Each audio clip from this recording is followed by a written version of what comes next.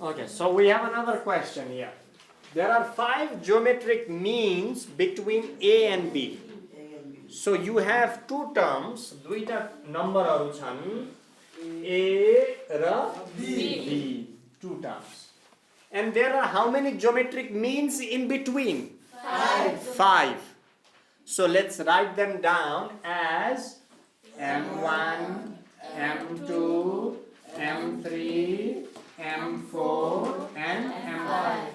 Geometric mean, what do you mean by geometric mean? कुनै पनि दुईटा नम्बर छ तिनीहरूको बीचको geometric mean निकाल्नु पर्यो भन्न खोजेको। जस्तै फर एक्जाम्पल Q र R दुईटा नम्बरहरू छन्। के छन्?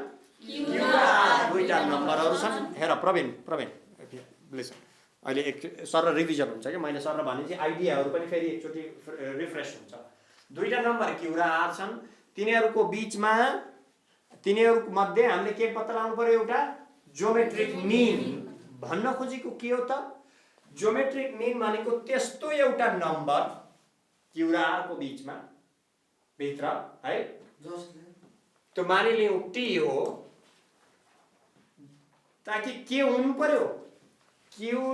T लाई Q ले भाग गर्दा जति आउँछ त्यो र केले कलाई भाग गर्दा R लाई T ले भाग गर्दा बराबर आउनु पर्यो। त्यस्तो नम्बर हो त्यो T भनेको ज्योमेट्रिक मिन हो। त्यो ज्योमेट्रिक मिन भनेको के रहेछ त? दुईटा नम्बर हैन त्यसको बीचमा एउटा ज्योमेट्रिक मिन पत्ता लगाऊ T भन्ने। भन्न खोजेको के रहेछ त? T लाई त्यो नम्बरलाई अगाडिको नम्बरले भाग गर्दा जति आउँछ त्यो न पछाडिको नम्बरलाई त्यो नम्बरले भाग गर्दा जति आउँछ नि त्यसैलाई के भनेर भनिन्छ? ज्योमेट्रिक मिन भनेर भनिन्छ। हो के न? हो। भनेपछि A र B को बीचमा 5 वटा ज्योमेट्रिक मिन छन्। हो के न? भनेपछि रेशियो त एउटै हुनु पर्यो। A बाट T मा जानलाई J ले मल्टिप्लाई गर्नुपर्छ, T बाट R मा जानलाई पनि त्यसैले मल्टिप्लाई गर्नुपर्छ। जसलाई हामीले के भनेर भनिन्छ? कमन रेशियो भनेर भनिन्छ। एउटो नम्बरबाट अर्को नम्बरमा जानलाई एउटो यस्तो नम्बर छ जसले मल्टिप्लाई गर्ने त्यो अर्कोमा गइन्छ। त्यहाँबाट फेरि त्यही नम्बरले मल्टिप्लाई गर्ने फेरि कहाँ पुगिन्छ? अर्कोमा फेरि त्यही। त्यसैलाई भनेर भनिन्छ ज्योमेट्रिक सिरिजको के भयो? अरु सिक्वेन्सको कमन रेशियो। भनेपछि A बाट M मा जानलाई हामीलाई थाहा छैन कुन रेशियो ज्योमेट्रिक रेशियो कति छ भनेर। त्यही भएर हामीले मान्छौं के R मान्छौं। त्यो रेशियो के हो? R। भनेपछि A बाट M1 मा जानलाई के गर्ने? A * R। M2 मा जानलाई AR लाई फेरि R ले मल्टिप्लाई गर्नु पर्यो। M2 भनेको AR स्क्वायर हो हैन? प्रत्येक मिनमा जानलाई के गर्नुपर्छ? त्यही R ले A त्यसपछि R3 AR4 AR5 अनि B भनेको B भन्नु र AR6 भन्नु के हो? एउटै हो हैन? त्यही त हो नि। ज्योमेट्रिक मिन भनेको त्यही हो। मिन भनेको त्यस्तो नम्बर हो जुन चाहिँ Q बाट T जानलाई जति नम्बरले मल्टिप्लाई गर्नुपर्छ जति T बाट R मा जानलाई त्यसैले।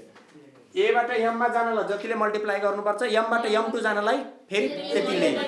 M2 बाट M3 जानलाई पनि त्यतिले M2 लाई मल्टिप्लाई गर्ने। M3 बाट यहाँ जानलाई त्यतिले मल्टिप्लाई। त्यो कुरा हो नि त। हो के न? अब यसले भन्छ के भन्छ त?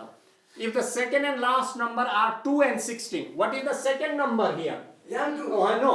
If the second and last mean. Second mean भनेको के हो? फर्स्ट मीन यो हो, सेकेन्ड मीन यो हो। AR को स्क्वायर यो हो सेकेन्ड मीन त 2 छ। कुरो क्लियर हो? यो सिक्वेन्स को थर्ड टर्म चाहिँ के हो फेरि? AR square cube. सिक्वेन्स भनेको पुरै हो, मीन भनेको यो हो, सेकेन्ड मीन हो। कुरो क्लियर होस्? यो के हो? सेकेन्ड मीन हो तर सिक्वेन्स मा थर्ड टर्म हो। टर्म चाहिँ थर्ड हो, मीन चाहिँ सेकेन्ड मीन हो। 2 अनि त्यसपछि लास्ट भनेको लास्ट भनेको यो चाहिँ 16 हो। लास्ट मीन भनेको छ। अनि उले निकाल्न भन्छ यो इक्वल्स टु 1 हामीलाई के चाहिन्छ जहिले पनि ए र बी निकाल्नलाई हामीले के चाहिन्छ ए र आर का भ्यालुहरु चाहिन्छ कि चाहिँदैन ए आर स्क्वायर भनेको कति दियो from the given thing A R square equals to 2 अनि ए आर 5 इक्वल्स टु कति 16 यिनी दुईटाबाट हामीले आर को भ्यालु कसरी निकाल्ने डिवाइड हो दुईटा इक्वेसन छ दुईटा अननोन छ हैन डिवाइड गर्न साथ ए त जान्छ आर मात्र बाँकी रह्यो भनेपछि के गर्ने ए आर को power 5 divide by A R square equals to 16 अपन यो किन लेख्न पाइन्छ किन यो लेख्न पाइन्छ डिवाइड किन यसरी गर्न पाइन्छ किनकि A R square equals to 2 भनेपछि ए आर को पावर 5 16 यो कुरा पनि बुझ्नु पर्छ त्यसै डिवाइड गर्ने हैन a इक्वल्स टु b छ c इक्वल्स टु d छ भने a by c equals to b by d पनि हुन्छ बराबरले बराबरलाई भाग गर्दाखेरि घनश्याम के हुन्छ सुट्छ बराबरै हुन्छ त्यही भएर हो हैन यो र यो बराबर छ यो र यो बराबर छ यसलाई यसले भाग गरियो यसलाई यसले भाग गरियो बराबर भयो अनि a गयो r को power 3 equals to 8 r equals to 2 r equals to कति आयो 2 आयो किन r क्यूब भनेको 2 को क्यूब हो हैन के भयो सागर मिलेन अनि a भनेको के रहेछ त अब r आएपछि a r square equals to 2 हो a into r स्क्वायर भनेको कति हो 1/2 रहेछ ए भनेको 2 a square r square square a equals to 2 divided by 4 a equals to 1/2 आयो a भनेको 1/2 रहेछ r भनेको यो रहेछ टर्महरु लेख a भनेको कुन टर्म हो भन a भनेको फर्स्ट टर्म भनेको a हो के नि a भनेको कति हाफ दोस्रो टर्म भनेको 1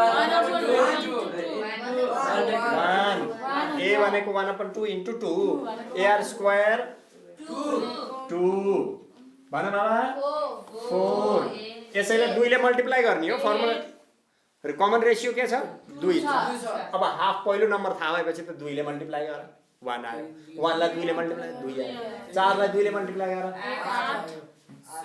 16 भनेपछि के रहेछ पहिलो टर्म